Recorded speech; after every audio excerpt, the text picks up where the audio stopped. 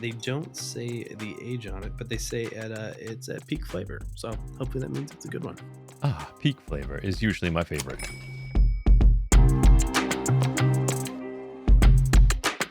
For fans who don't know Michters, they are a non-distilling producer as far as we're aware, although they do have a master distiller. They're based in Kentucky.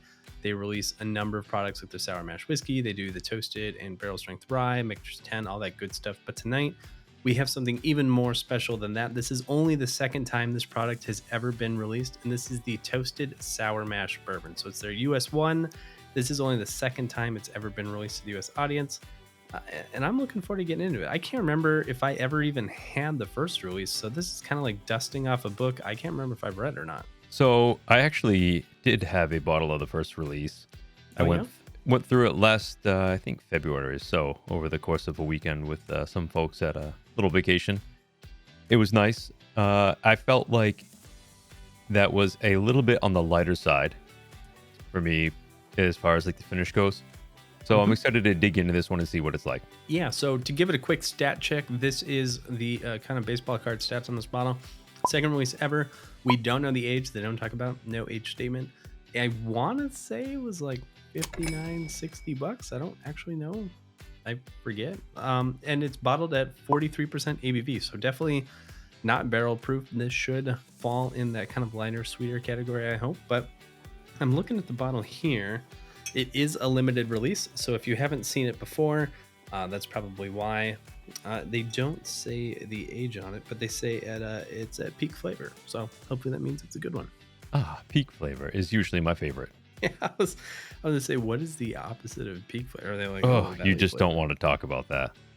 All right. Well, from pre-Revolutionary War standards, apparently this is the second release of the Toasted Barrel. What do you think so far? So just having a look at this, it's got a big rich color.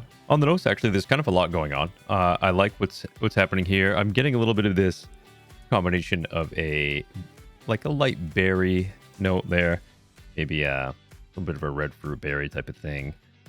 Touches on a little bit of chocolate, a little bit of this cocoa essence there.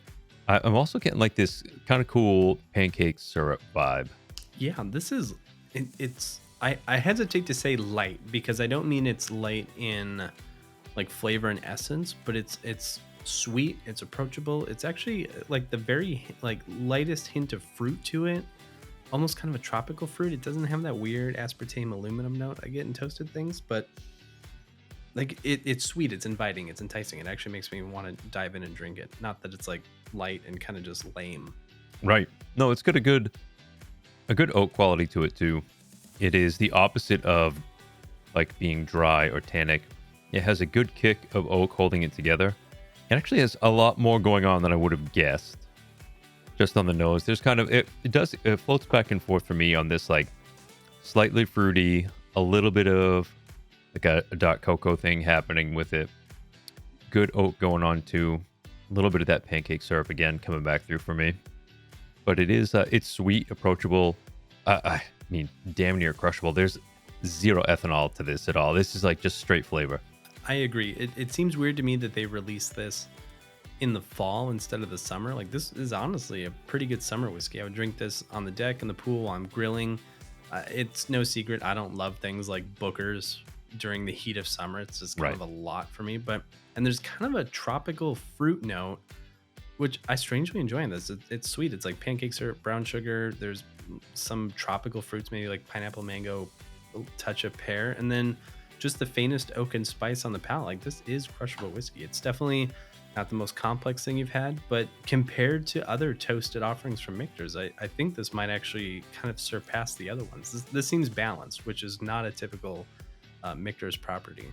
Yeah, it is pretty well balanced. You're right. And I think that mango note, you're right. I was kind of like, I was still going through the mental Rolodex of what is this fruitiness that like initially on the nose was hitting me as like a berry.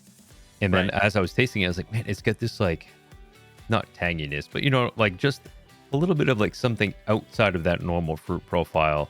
And I feel like I was leaning into like maybe nectarine or something. But yeah, I think I could probably get on board with mango, which is not a flavor that I typically enjoy all that much.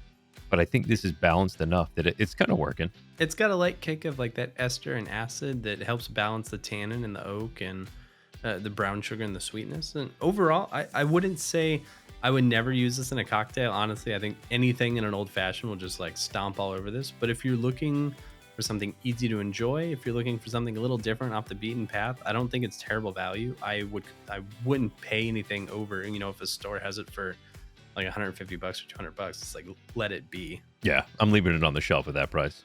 But I had mixed. I wasn't sure how I was gonna like this, and overall, some days I just want something that's a little easier to drink. This won't take home any awards for the year, I don't think, but it's certainly not bad whiskey, and this strikes me so much better than some of the toasted ryes I've had in the past. So, I think it has a place on the bar.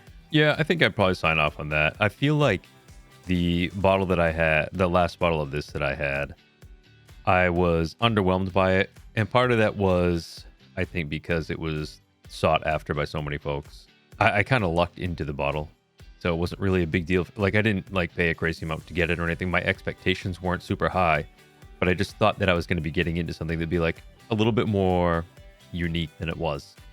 This one I feel like is a slight step ahead of that in terms of unique flavor. Still not incredibly exciting, but like you said, it's good all around. There's like nothing bad about this at all. I don't dislike it.